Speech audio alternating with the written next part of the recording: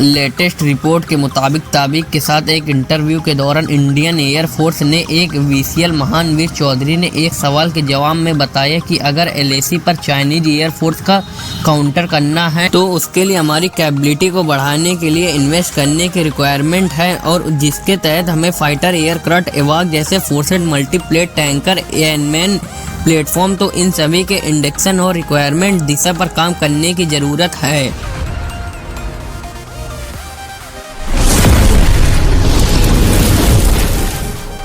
और फाइटर स्क्वाडर के घटी संख्या के बीच इसके प्रभावों को कम करने के लिए कम समय में कम से कम 5 से 6 फाइटर स्क्वाडर को शामिल करना चाहिए। और जब इस दौरान उनसे पूछा गया कि इंडियन आर्मी के सर्विस ने लाइट कम्बैट हेलीकॉप्टर पेशेंट को इंडक्ट करने के समय क्या इम्पैक्ट पड़ा है, तो उनका कहना था कि एलसीएस ने निश्चित रूप से इंडियन एयर फोर्स उसके कम्बैट प्रोटेक्शियल में यूनिक कैपेबिलिटी ऐड की है, और इनमें से कुछ कैपेबिलिटी ऐसी है जो कि ग्लोबली ऑपरेट होने वाले अधिकतर अटैक हेलीकॉप्टर से कई ज्यादा बेहतर है। एलसीएस प्रचंड में मॉडल स्क्वाड्रन, रोबास्ट हार्मन प्रोटेक्शन और कॉर्पोरेटेबल नाइट अटैक कैपेबिलिटी शामिल है। एक स्वदेशी प्लेटफॉर्म होने के नाते विशेष रूप से हमारे ज्योग्राफी से संबंधित इशू को एड्रेस करता है। और इसी इंटरव्यू के दौरान इंडियन एयर फोर्स ने यह भी बताया कि क्योंकि फ्यूचर वॉरफेयर में एनमैन सिस्टम कितनी बड़ी भूमिका निभाएगा, तो इसी को ध्यान में रखते हुए इस दिशा में इंडियन एयर फोर्स ने कई प्रोग्राम को इनिशिएट किया है। एनमैन सिस्टम में संबंधित कई निश टेक्नोलॉजी को डेवलप और इंटीग्रेट किया जाएगा,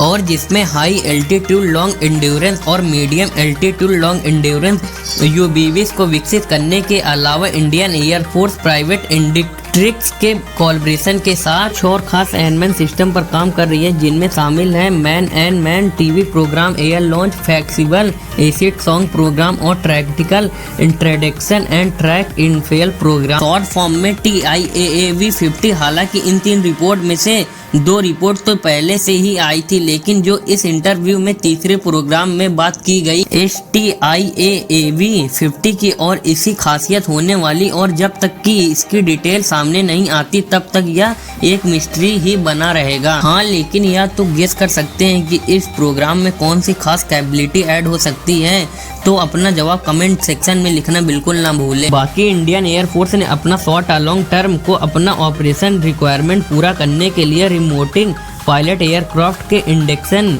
के रोटेशन तैयार की है, और जिसमें स्मॉल ड्रोन से लेकर काउंटर ड्रोन सिस्टम और काउंटर ड्रोन सिस्टम से लेकर मीडियम एल्टीट्यूड लॉन्ग एंड्योरेंस और हाई एल्टीट्यूड लॉन्ग एंड्योरेंस, तो इन दोनों क्लास के कई अलग अलग तरह के रिमोटिंग पायलट एयरक्राफ्ट को इंडक्ट करना शामिल है। और यह प्लेटफॉर्म वेपन डिलीवरी कैपेबिलिटी के साथ भी आएगा, यानी एक जूसी वाली कैपेबिलिटी। हाँ, इस इंटरव्यू के दौरान इंडियन एयर फोर्स के चीफ ने एडवांस कम्बैट एयरक्राफ्ट एमैक के बारे में भी कुछ जानकारी दी है। इसमें उनका कहना था कि इस प्रोग्राम के ड्राफ्ट स्पीशीज सर्विस के क्वालिटी रिक्वायरमेंट को फॉर्मेट किया गया है, और इंडियन एयर फोर्स ने इस प्रोग्राम पे कॉन्फ्रेंस डिजाइन को रिक्वायरमेंट करने के बाद DRDO द्वारा किए गए एक डिटेल डिजाइन को रिव्यू किया गया है। और उनका यह भी कहना था कि जो एनका प्रोग्राम में जो इंडियन एयर फोर्स वो इसकी डिजाइन, इंटरजेक्शन, ट्रेनिंग और प्रोग्राम मैनेजमेंट, तो इन सभी में पूरी तरह से इन्वॉल्व है। और इस एनेका फाइटर के इंडियन एयर फोर्स सर्विस में शामिल होने की संभावना है तो वो अगले 10 के मध्य तक है,